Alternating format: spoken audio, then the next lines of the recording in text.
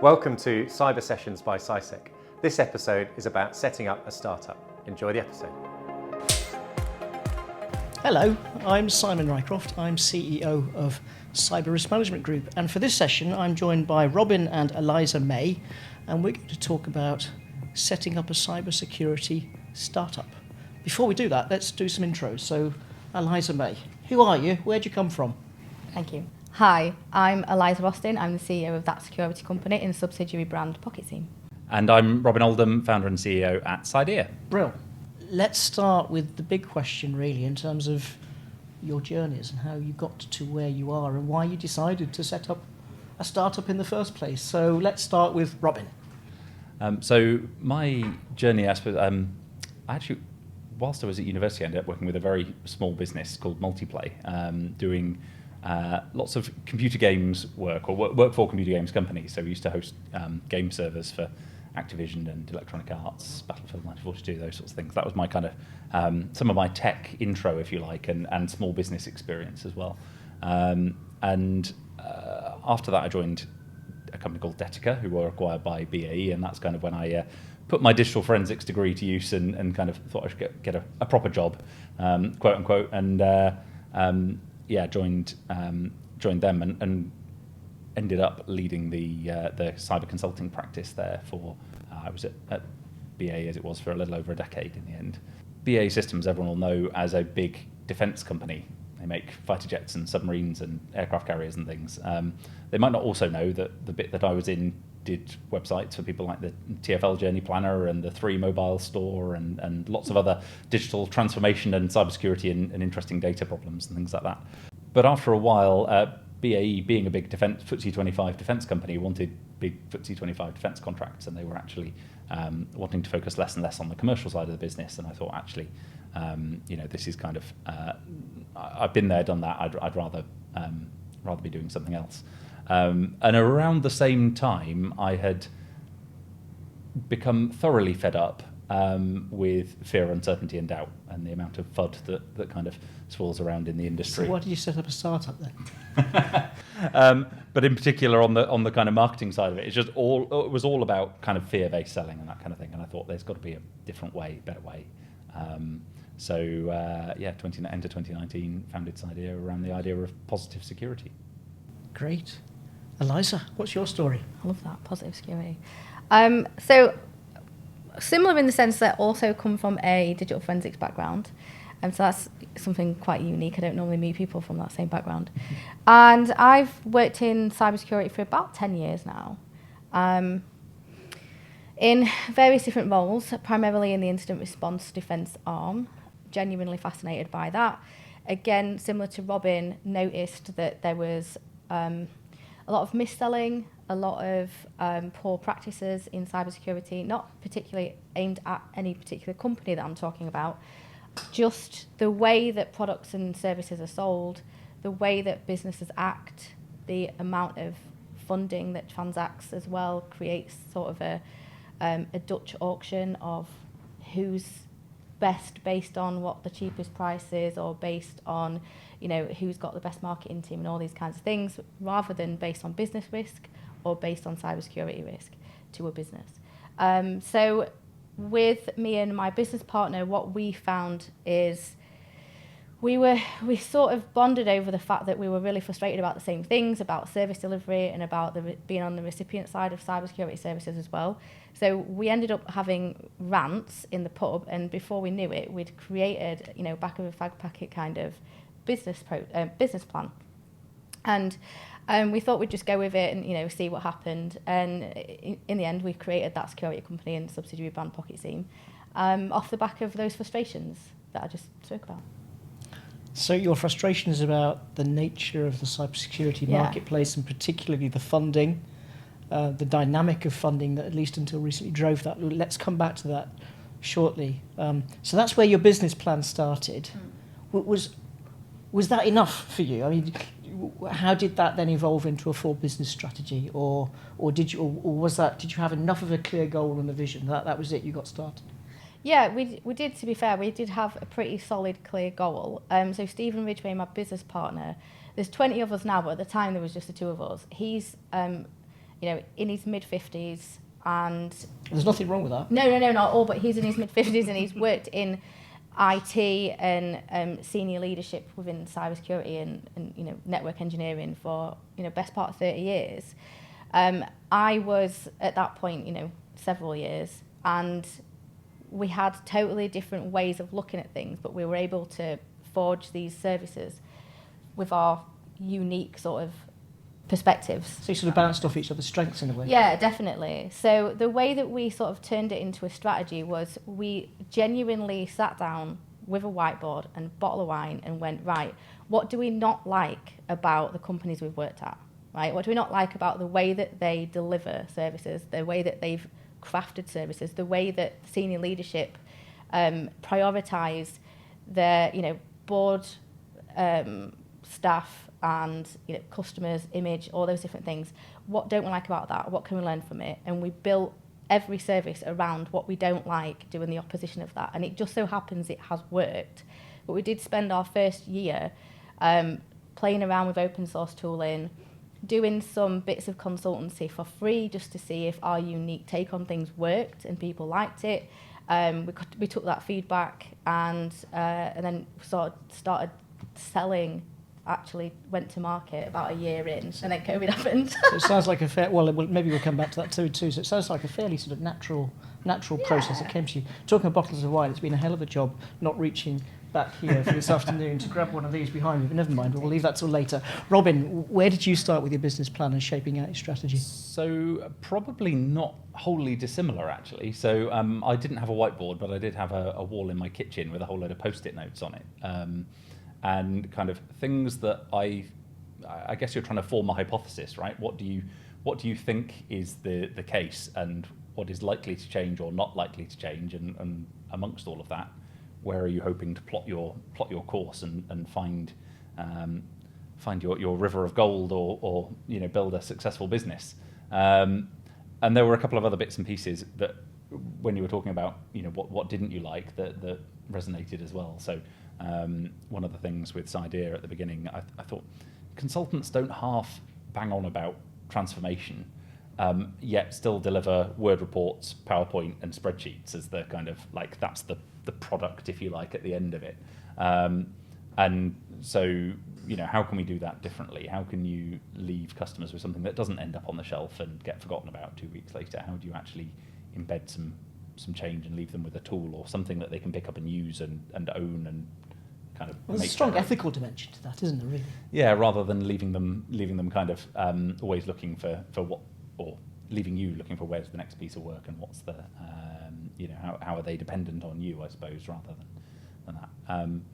So yeah, very, very similar kind of things that I knew I didn't want to replicate, things that I had enjoyed throughout my career and thought were good ways of working, and yeah, a kind of combination of where did I think the market was going, what was going to change, what was unlikely to change.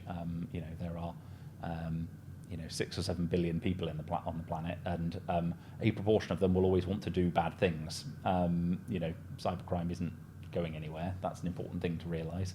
We were talking today about specifically cybersecurity startups, but if you're founding any kind of startup, you've got to understand the market that you're getting into, what it's going to look like, how it's going to grow. Well, let's come to that, because something that's common to both of you is that you're driving forward businesses based on your experiences and what you haven't liked in the past. It seems that you're both driven by the right thing to do, ethics, and delivering something that's quality service. If we think about particularly the investment space in cyber, and incidentally, I don't think any of us as organisations have taken investment. We're all self-funded, so in one sense we're speaking from a position of ignorance, not having gone through that process ourselves. But that cheap money and easy money, particularly sort of through the COVID times, has created a bit of a market dynamic in cyber, hasn't it? And I think that's presented a bit of a challenge. What's your view on that? So something I was really conscious of when starting the business is the people that I know that are in charge of startups or businesses in general, and they might, talented, intelligent people, but they are being squeezed. So whatever happens during COVID or not, they have had their investors trying to pull them. They're trying to pull money out. They're trying to direct what they're doing. They're trying to take their eye off of the ball. So my eye is on the ball of cyber defence and delivering good services. Now, if I had an investor saying, I don't like what you've posted on LinkedIn there, I don't like that person in that team, I don't like the way you're running that, I don't like that you're giving that for free, I don't like that you're pen testing as aftercare in it, you should be charging more, those things make you forcibly have to pull out of your business your personality, your authenticity, sounds very, and the things that made you create that business and want to nurture it in the first place. Meanwhile, you've got your team, and we've got in cybersecurity people that are highly trained and they could move, so you've got to create a nice work environment for them. So you can find yourself sandwiched if you allow it. Now, I didn't want that. I want full autonomy over my business. I was at a conference only a few months ago this summer, and I got talking to the directors of one of our competitors, really nice guys, and they were asking me about investment, and I said, actually, we don't take investment. And one of them said, we can tell, because you wouldn't be able to post what you post on LinkedIn if you did. And I was like, that's the point. On the same theme, Robin, what's your take on that? Being bootstrapped or self-funded, I think it gives you that control. It also makes you really focus on what works and what doesn't, and what's going to ultimately at the end of the month pay the bills. You don't, often startup founders are worrying about how much runway they've got. They've got a big, couple of £1 million venture capital check or something, and that's going to see us for 6 months, 12 months, 18 months, whatever it might be. It's how you are going to best deploy those resources and make it achieve what you need to achieve, but also get to the time point that you're going to need to get to. It's a very different challenge, I suppose, when you've not got the luxury of having money in the bank. You've got to go out and you've got to find stuff that works, and you've got to bring in revenue on a month by month basis in order to be able to pay the staff that you've got. So it's a very different kind of challenge there. I think there are things where that kind of funding really helps. So if you are trying to build a product that requires a lot of capital upfront investment to get it off the ground, to acquire the data that you need, or to build the platform, then there's obviously a market there, a need for those sorts of organisations, and I've mentored quite a few of them through startup incubators like Cylon, fantastic companies going on to do amazing things. One area where I think as an industry we've suffered with that kind of cheap money, as you referred to it, is relatively few of those startups have had, or we're coming to the point where they're having to actually prove their worth, and kind of it's not just about having not blank checks, but easy access to easy money and easy capital, and buying market share, and actually now you've got to wash your face and kind of prove that you're profitable. Are we saying then that there are some organisations that chase the money first and come up with the idea after that? I think you've always got to have a sound idea and a sound business plan, right? And you've got to understand what the market is. And I don't think those differ between the two models, whether you want to go out and seek funding or whether you want to do it yourself. I think the difference is if you've got an idea that requires a lot of capital up front to get it off the ground, then you're going to have to go out and find you have to do some fundraising, and that tends to be more kind of pure kind of product type businesses. And maybe product on the services side, you've got it might be a bit easier to kind of scale as you go, kind of thing. Well, product and services business is quite different. Obviously, there's a reality associated with valuation multipliers down the line and so on. So, Eliza, you talked earlier about the need to maintain your identity in what you do, maintain maybe a bit of edginess I'm detecting in how you like to offer your services to market and promote the organisation, and you'd rather not have an investor calling the shots in the background. But as you scale as a business, I'm presuming that also is still a challenge, how you inject your personality and make sure that everything that you're delivering as an organisation, whether it be product or services, reflects your identity, your ethos, how you like to do business up here. What does that look like for you? Really good question. I would say that it's a combination of different things. So it comes into play when it comes to marketing, your relationship with your customers, the way that you hire, the way that you orchestrate your team. So, for example, we have Wednesday coffee moaning. So we get everyone together, well, not everyone, but everyone that can make it together on a Wednesday morning so that it can get all the moans out and then on the hump of the week and then just finish the rest of the week on a bit of a high. We had Friday calls as well, which you can drink on that or not. And that's just sort of team together. So we are remote as well. So that does pose challenges in terms of, making sure everyone's on board with the vision of the business. But I think everyone is. We try and put my personality, but our personality as a business into our marketing. So we had like an advert that we made that went quite viral, which was awesome. I watched it. It was good. So things like that, just having a bit of fun, trying not to take ourselves too seriously. And I think going back to what we were just saying about the different models on building a business and managing a business, on whether or not you decide to take investment, and neither's right or wrong, even though I have strong opinions that I'm right, but I do on everything. That enables you as a founder to keep your hands around the personality of the business. And I think that when you start hiring in essentially bosses for percentages of your business, that becomes diluted.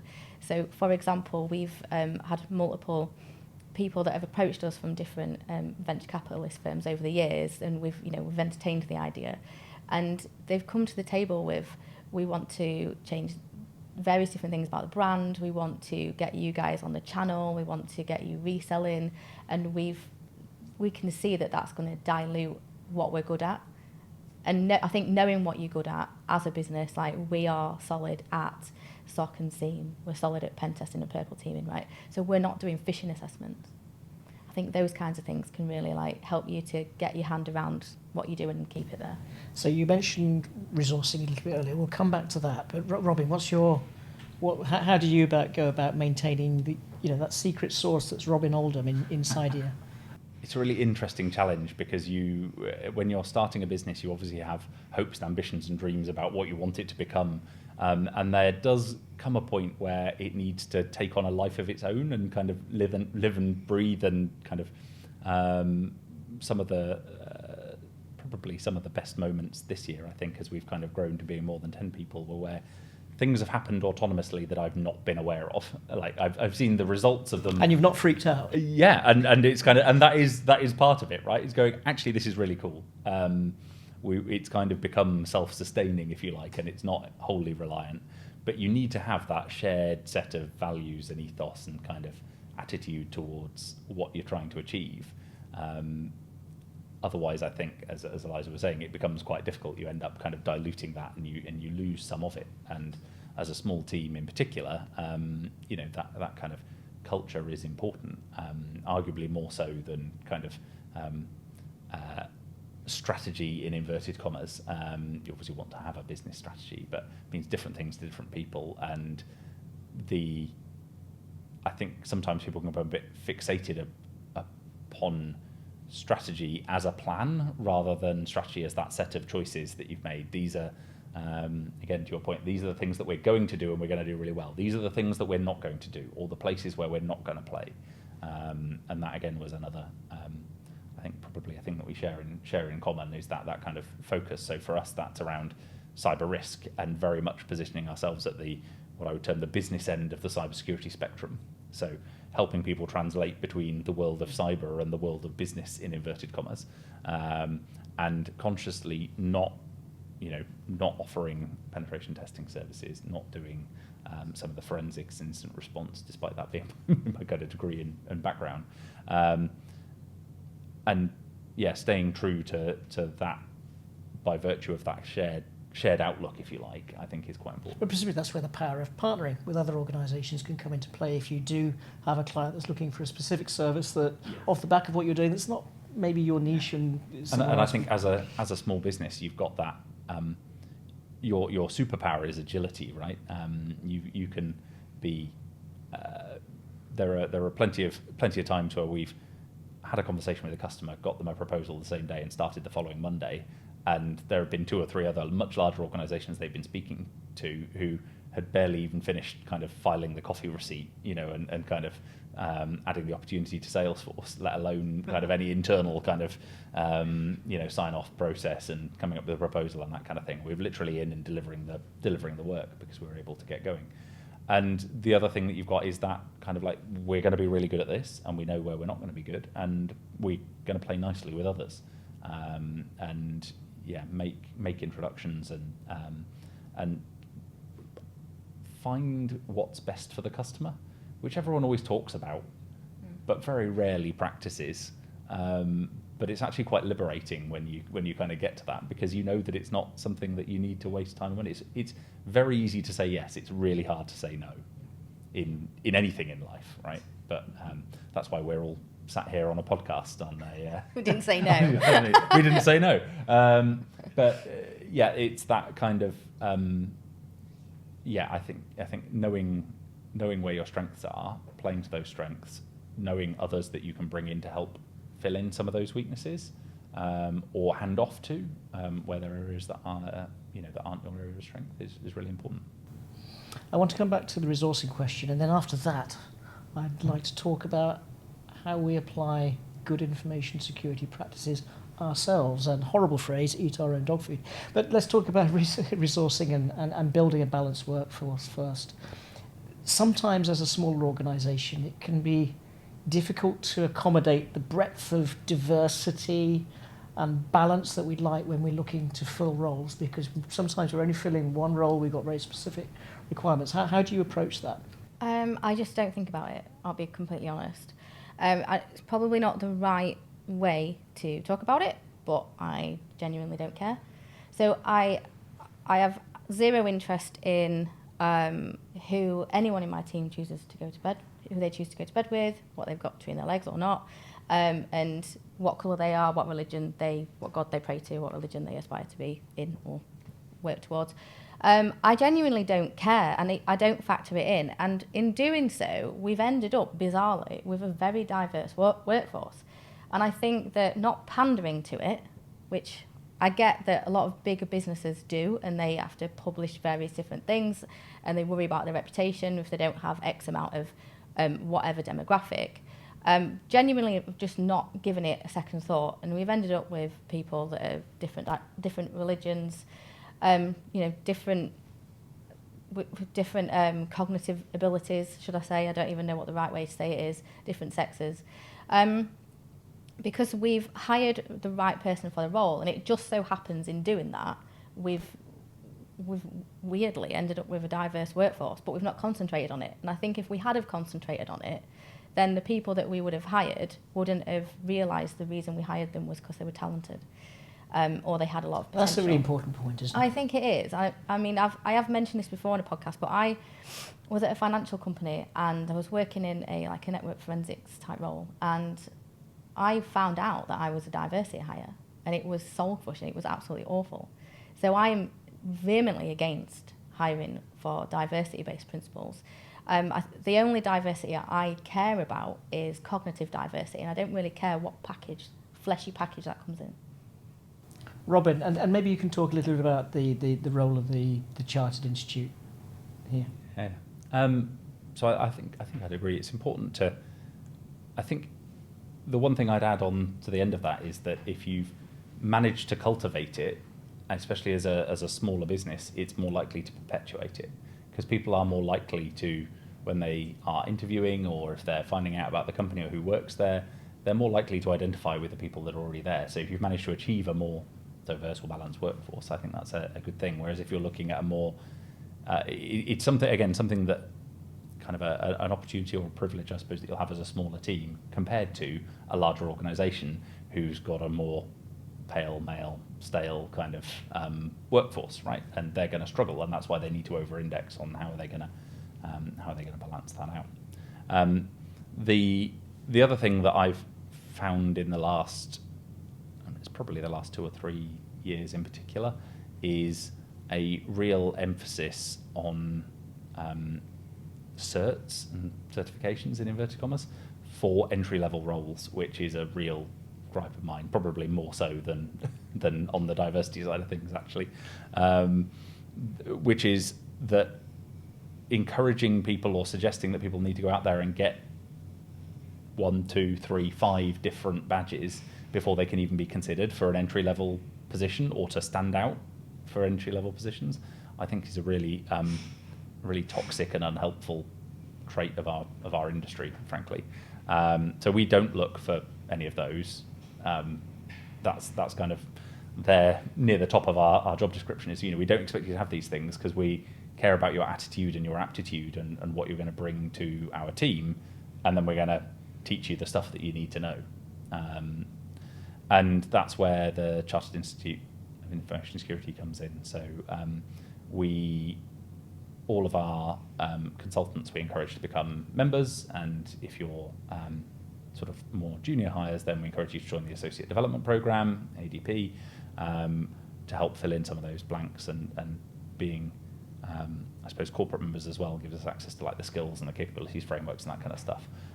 It's all really helpful from a training and a career development perspective to give you that kind of framework where you can say, okay, you're good over here, there's a bit of work that you need to do over there. What kind of role do you aspire to have longer term, and where should we be investing in your security knowledge, as well as all the softer skills and the other things that are important, which I would say are probably the things that we struggle more hiring on, are actually some of the softer skills. As a cyber consultancy, cybersecurity is 50% of the role. So you could be the most talented cybersecurity person out there, but if you can't communicate, if you can't tell a story, if you can't break down a problem, then if you can't influence and win people over, then you're not going to make a good consultant.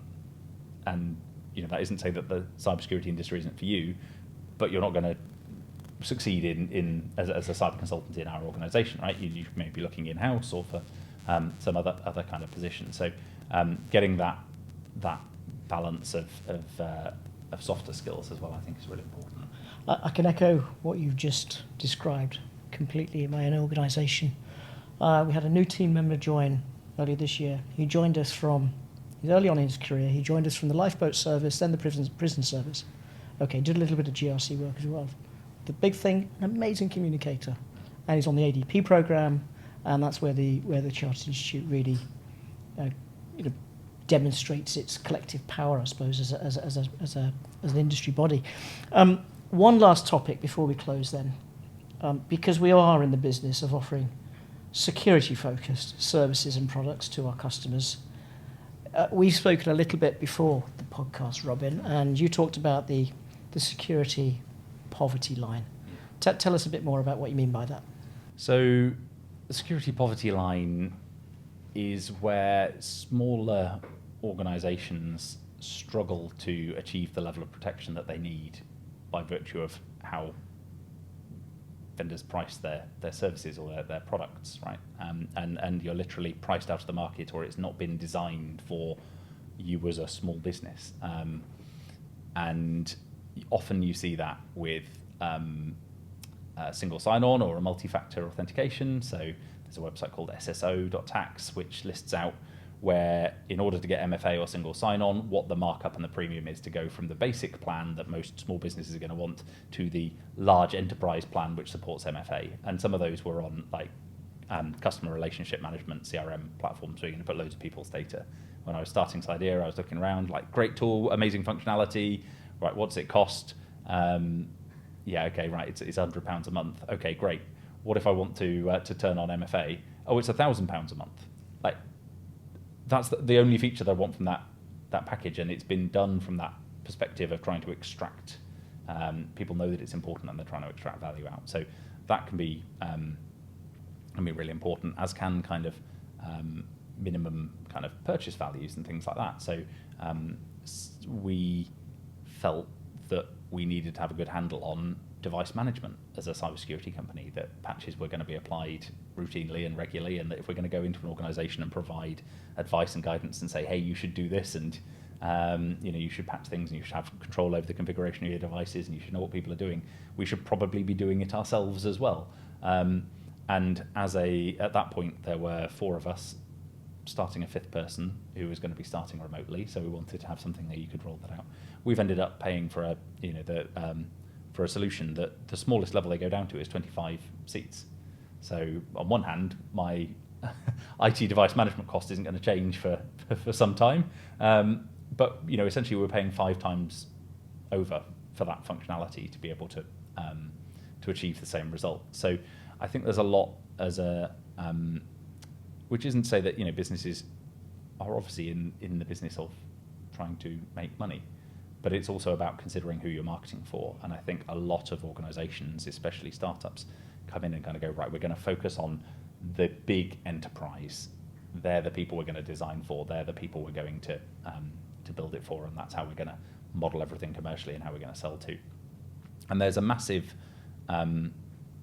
there's a really long tail of much smaller businesses that make up a huge percentage of the workforce that employ people, and they're important parts of the supply chain, and they really struggle to achieve the same level of security. Things like Microsoft have their secure score in Microsoft 365.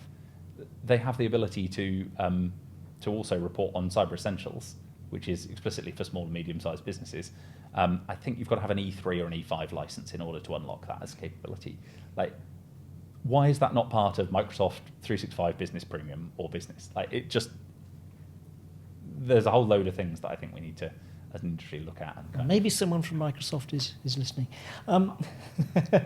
So I think we're nearly at time. So I'm going to just put you both on the spot with just one last question. If there's one thing to get right, whether it's attitude, whether it's an activity, in setting up a startup and achieving success, what would it be? Focus. 100%, yeah, focus. Focus on your services, not what your competitors are doing, not what you're hearing on LinkedIn. Focus on what you know from your experience, delivering based on that focus, and navigating and being agile, like Robin was saying. And that's sort of the beauty of being a smaller company, that you can shift that focus should you need to. And I also think that, again, going back to what Robin was saying around the sort of cybersecurity poverty line and smaller companies, if you're sort of in that realm, again, focus on that and focus on accommodating the success based on those challenges rather than trying to do what everyone else is doing. So I would say focus. Robin? I don't want to violently agree or passionately agree. Really I think focus is really important. I think you've also got to have some fun along the way. It is hard work, and especially if there are a small number of you at the beginning, or who are if there's 1-2 of you that are founders, it can be quite a lonely journey as well. Not everyone appreciates there are lots of hats to wear. You are at the beginning. You are the legal counsel. You are the CFO. You are the IT director. You are the help desk. You are everything there. Gives you a kind of new lease of kind of appreciation of some of these roles. But yeah, you've got to have some fun while you're at it, and you've got to enjoy what you're doing. And if you're not, then and you're not up for that challenge and that broad range of things that you're going to have to deal with, then it's probably not the right move. And assuming that you've checked that box, then yeah, it's all about focus. Well, Robin, Eliza, congratulations on what you've both achieved. I've been Simon Rycroft. I hope you enjoyed that episode. Thank you.